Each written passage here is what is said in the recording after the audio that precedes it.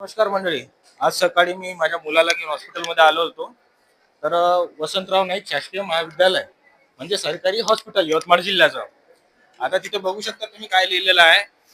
या रुग्णालयात मिळणारी औषधी ही गरजू रुग्णांसाठी विनामूल्य दिली जाते. येथे येथे बाहेरील औषधी लिहून दिल्या जात नाही. याबाबत रुग्णालयात कुठेही तक्रार असल्यास खाली नंबर दिलेला आहे, नाव दिलेलं आहे, त्याच्यावर तक्रार करा. आतापर्यंत 10 वेळा कॉल केली मी त्या नंबरवर, अजूनपर्यंत तो फोन उचलत नाहीये. आणि दुसरी गोष्ट म्हणजे हे जे टिकमार्क केलेलं आहे इथे, ह्या सर्व औषधी बाहेरून घ्यायला सांगितलं आहे मला. यातली एक औषध मिळालेली नाही. या प्रकारची अवस्था आज सकाळपासून इथे आहे. आणि आता तुम्ही सांगा, जर कॉलच उचलत नाही तर तक्रार कोणाकडे करू मी? या प्रकारची अवस्था मला इथे दिसून राहिली आहे. तर मला माननीय डीन साहेब यांना मी हात जोडून नम्र विनंती करतो का मला प्रत्यक्षात येऊन भेटावं आणि या सर्व प्रश्नाची उत्तरं द्यावं का औषध का बरं अवेलेबल नाही बा.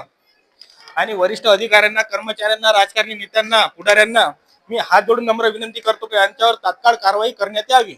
नाहीतर ते पाठी काही झक मारण्यासाठी लावली आहे का? ते झक मारण्यासाठी पाठी लावली आहे का? ते काढून टाका. काही गरज नाही त्या पाठीची, जेव्हा तुम्ही औषधी देऊ शकत नाही तर. धन्यवाद.